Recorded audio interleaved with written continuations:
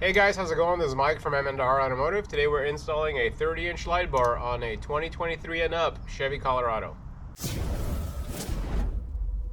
First thing we're going to do is pop the hood. And we're going to take out these push pins to take this cover off. You just pry them with a screwdriver, pop your pry tool underneath it.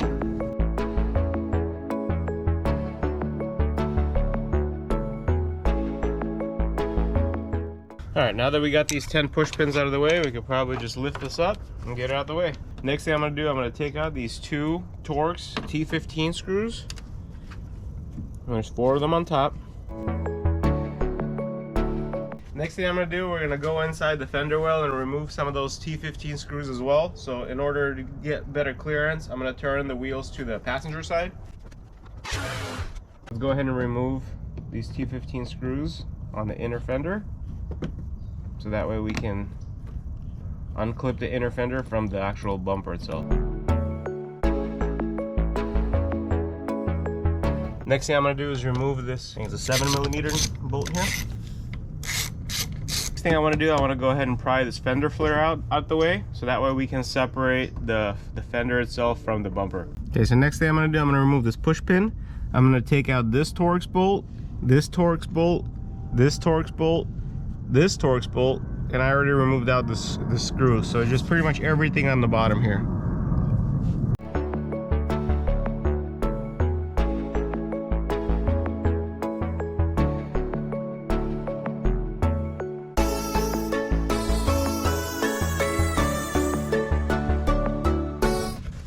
Okay, good.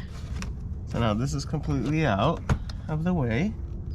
Now what we're gonna do is remove all the ones on the bottom, and these are all 7mm as well.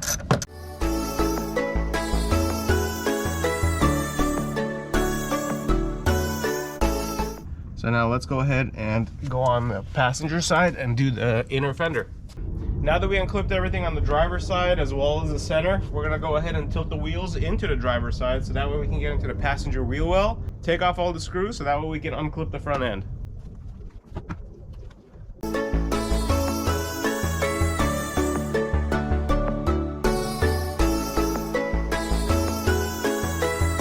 While I'm here, I'll take the Torx screws on the bottom as well. Now, Chevy used some really good clips. You could barely take this off.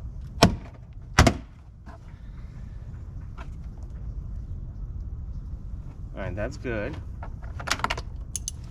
These clips, you could, if they fall out, you can put them back in place. Now let's see what's holding the fender from the bumper itself. There's 2 screws, they're 7mm, that are going from the bottom up. You have to use an extension because they have plastic here. So you're gonna have to feel it and use a power tool or a ratchet with an extension to get those out. There's 2 and if you feel them, they're going vertically. The hardest part is actually using your finger to figure out where it is and thread them. I was able to get a socket with an extension in there. Now I'm using my fingers in order to remove the bolt. After I get it removed, I'll show you exactly which bolts I'm talking about, so that way you can see. They're a little bit difficult to reach to from the bottom. You don't have to remove those bolts. After you loosen up those 2 vertical bolts, I'll show you after, you just pry this bumper open, loosen up this bolt, and the one on the bottom here. What you're trying to do, you're just trying to loosen them so that way the clips can lift and go from under it. So I'm going to go ahead and feel them with my hands. They're a little bit difficult to get to. Remember, you don't have to take them out completely, just loosen them. I realize that the best tool is to get a long socket with an extension. So now that we've loosened them, let's try to see if we can pry this open.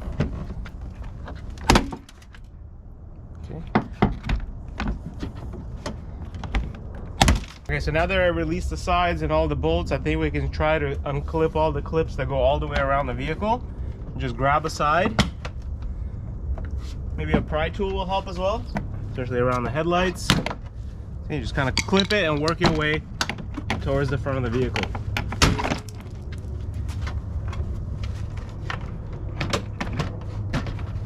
Make sure that here, there's 2 little tabs that you lift this up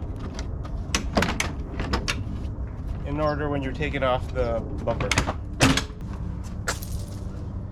Now that you have the front end of the vehicle off, let's go ahead and show you what brackets we're going to be using with the M&R light bars.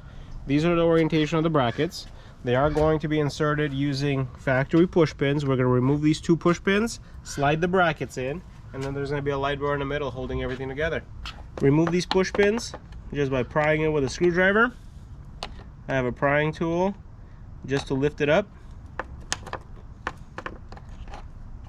and then go underneath it, and it comes out. Same thing. That's 2. And we're going to do the same thing on the passenger side. Now that we have those push pins removed, we can go ahead and slide our M&R brackets through. They're going to go in between the 2 plastic trim pieces.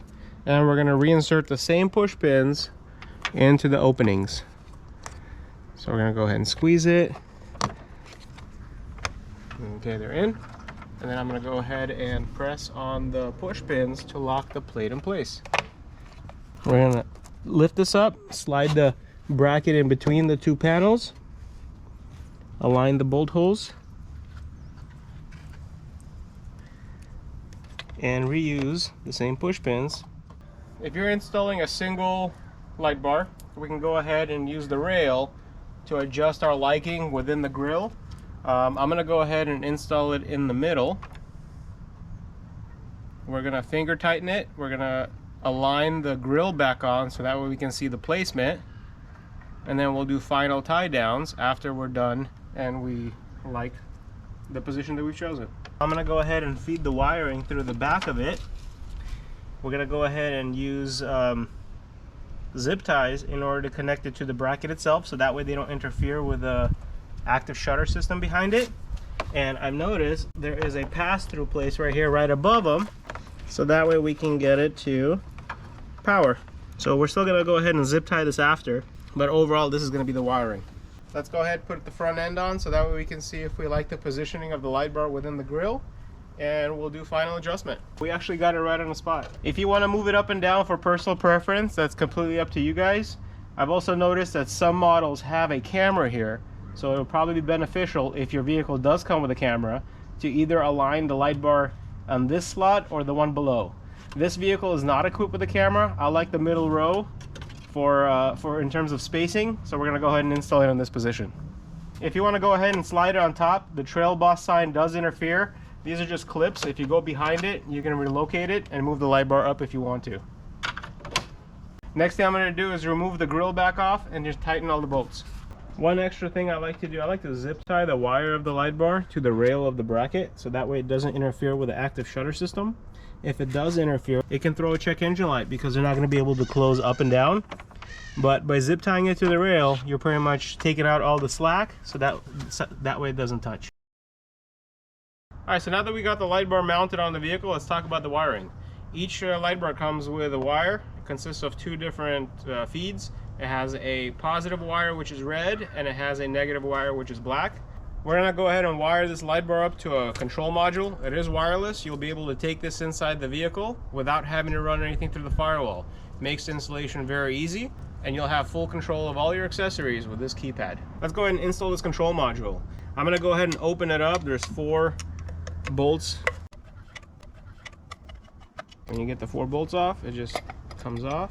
So let's go over it. You do get a positive and a negative terminal. You do get 8 different switch panels, and they range from 5 amp fuse all the way to 30. We're going to be using a 10 amp fuse. If you look at the quality, it's actually really good. It's nicely insulated. This is all silicone, so it is waterproof and all the circuits are protected. So let's go ahead and install the positive terminal onto the panel, and we're going to connect it to the battery. Before we get started, I like to trip the fuse, so that way there's going to be no electricity going through it. The way you do it, if it's in line, there's current going through the fuse. It does come with an 80 amp fuse. If you press the button, it disconnects it. So now if you connect it to the battery end, there's going to be no power on this side until we bridge it together. So we're going to go ahead and feed the positive terminal through here. We're going to feed it under the positive terminal here, and I'm going to go ahead and tighten it. We're going to feed it under, and we're going to go ahead and lift this up and connect our positive terminal. Don't have to remove the bolt altogether. Lastly, I want to double check that the safety is off by triggering the fuse itself. So if it's not in line, there's no current going through it. It's more of a safety precaution. We're going to slide this underneath the terminal.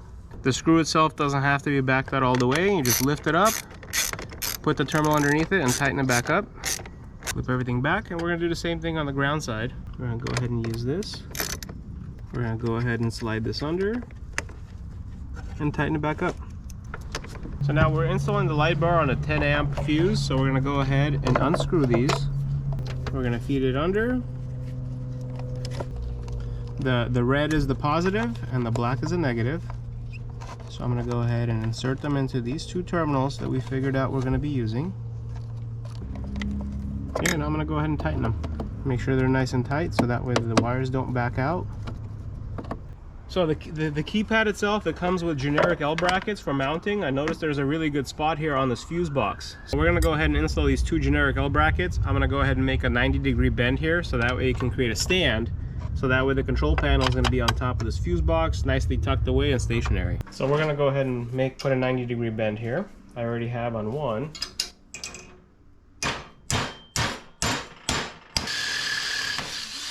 So now we're going to go ahead and take these out and slide our brackets. Now that we connected the actual box to the bracket itself, we can go ahead and tighten the bottom screws. Okay, so let's go ahead and do a quick recap. So the black wire is the ground, the red wire is the power from the battery. We're going to go ahead and turn on the fuse so that way power goes through it. We connected the light bar to switch number 3, which is this switch on the remote. So let's go ahead and see if it works. Now that we verified that all the wiring and everything's secured, we're going to go ahead and put the bumper and the grill back on.